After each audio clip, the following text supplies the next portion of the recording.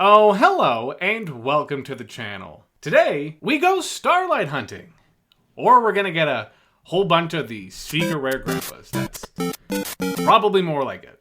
Brothers of Legend, the recently released set, which is gonna go one of three ways for us today. One, we pull a starlight rare, which would be really, really cool. That is not happening. Second option, we pull something like a Forbidden Droplets, Magician's Souls.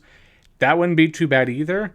Or we just get a whole bunch of absolute nothing. But it is a pretty cool set. So here's what we're going to do. Let's break into it. And let's go Starlight Rare hunting. I would probably freak out if that happened. I've only ever pulled one Starlight Rare in my entire life.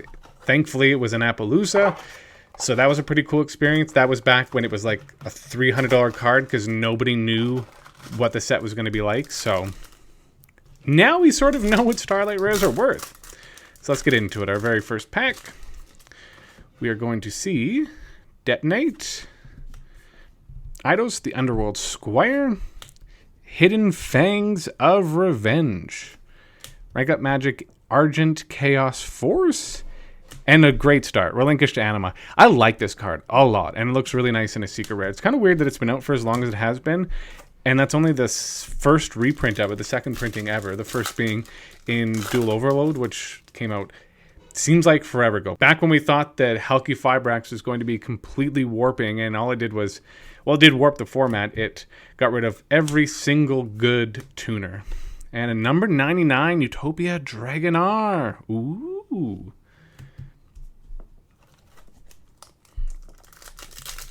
Yeah, it's not a bad set. Honestly, Magician's Souls reprint is nice. It would have been nicer. There's a good card. Good Arla. It would have been a lot nicer had they not then immediately afterwards announced that we were getting a Season 3 of Legendary Duelist. So it essentially got rid of all the good reprints that came in this, like Bane, a Dusted Gold, Souls. Down in Magician, there's a nice reprint. Dr. D. Gotta give the Doctor the D. And Noble Knight's Shield Bearer. Is that card good? I have no idea. I don't play Noble Knights. So it could be. Honestly, for all I know, that could be the best card in the set in the TCG-wise. And I've not seen anybody playing Noble Knights. Dollhouse. Fighting Spirit. I tried to read the new Adagnister support cards because I do play the deck. I love it. This card is good. The Trap, not so much. Zexal Catapult and Lyrilisk Bird Strike. Be interesting to see if this starts making it into all of the bird up decks that have been sweeping the meta right now. It's a good deck, actually, and when you throw in things like Tri-Brigade for in case you get stopped or even just for added stuff, it's not bad. Another one of the Nukribos, Shooting Star Dragon, and Wing Requital. This is a nice card. I have started playing Fluunderies, and I don't know if this will make it in there because the deck is pretty tight, but could potentially be a really good card for the deck. Cruising along through the right side. No Starlight yet, but it is coming. Number 39, Utopia. In his sealed form, Soulbinding Gate, Kariba, Icebound God. And there we go. Evil Hero, A Dusted Gold. The card that for the longest time was worth so much money. And no offense to hero players, was seeing so little play. And now it finally gets reprinted and then could potentially see a second reprint in June of next year. So enjoy the value of it while you can because it's going to tank. Allure of Darkness, this is a good ultra rare reprint. Even this is like $2 or $3 still. Another Eidos, Zexal Catapult, Ice Knight, and the D. I got the D. Got a couple more packs on the right side, then we'll switch over to the left side here. ZW Sylphid Wing. Sure. Another Downard. Summon Storm, Noble Knight, Spearholder, and Double Exposure. You can target 2 level 6 lower monsters with the same name. Ooh, I'm not going to read the rest because it's probably not going in any of my decks, which are Fluunderies, Spiral. Yes, I still play that. Unchained is a phenomenally fun deck. I have been playing Phantom Knights. Not so much the Scythe Lock, because I don't like that. This is an interesting card. Astral Karibo. I think this is the one. It's either this or the Utopia one that I've been hearing a little bit of hype around. 2 packs on the right side. And already one decent pull. That Adjusted Gold certainly makes this a good box so far, but let's see if we can push even further. Fossil Dig. They just reprinted all the dinosaur stuff in El Dorado, and then Fossil Dig is back in an ultra rare. And then a Centaur Mina.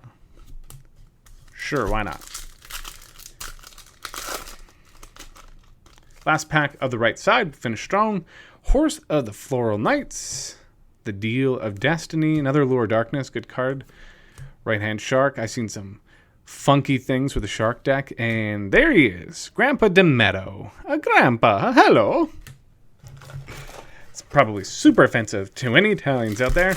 I do not apologize. Next up, Astraltopia. Kaiju Capture Mission. It is nice to see like Godarla get reprinted in here. I quite like Godarla. Eyes Show, Red Eyes Fusion, and another Relinquished Anima. Seriously, really like this card a lot. We'll kind of fly through the other side. We're starting. It's not a huge set, but I do see that you get a lot of duplicates. Shooting Star, Void Feast, some Infernoid reprints, the Karibo, alternate art, Dr. D, and Ecole the Zone. I had somebody play this on me last night, and I did not realize what it did. And it was very good against me. I still won, but it did very good. White Mirror with a little bit of a dent on the top. This has been happening. El Dorado, I opened some of the worst quality control I've seen. The cards were damaged out of the pack. And Yowie, that's a Yowie. Yeah. Forbidden Droplet, I've seen people who opened up a case who get 0 to 1 Forbidden Droplet. Some new Aldergeist. I think this is the not good one. I think you want Pukari.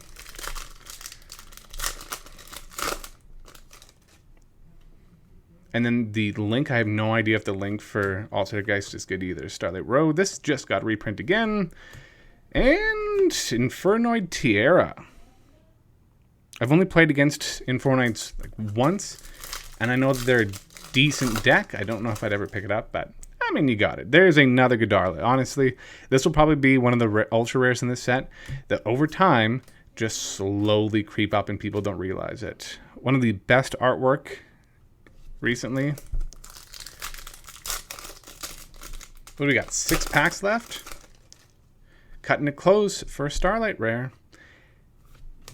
Thought Ruler Archfiend, Karibu, Beatrice, which for the first time ever is not reprinted in a gold rare. Ultimate Leo Utopia Ray. Last few packs. And then we don't really have a lot until the new year. Of course, there's Ghosts from the Past 2, which would be interesting to see with what they do there. Number 89, Diablos the Mind Hacker. This is the ultimate, or sorry, the former prize card that is now a secret rare. They love doing that in these of Legend sets. Decadron, Intrepid Kaiju Slumber, nice reprint.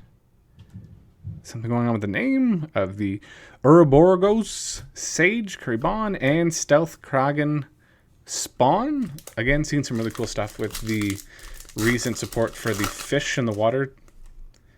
Utopia Locked Up. An Upside Down card. Alright. Kariba and Double Exposure. Last 2 packs. Let's finish strong. Dragoon is coming. Forbidden Droplet, maybe. More than likely to neither, but you know. A boy can hope. Astraltopia, Insector, Exobeetle, and hey, there you go. Nice little reprint of Nibiru. They do not want to print this any lower than a secret rare, eh? And last pack. Here we go. Icebound God. I don't see anything shiny on the borders. CW, Downard, Summon Storm, and it's a spell. Could be Forbidden Droplet. It is D-Force. And that's the opening. Honestly, not a bad box. Adastral Gold, Nibiru. Like the video, subscribe, and I'll talk to you guys later.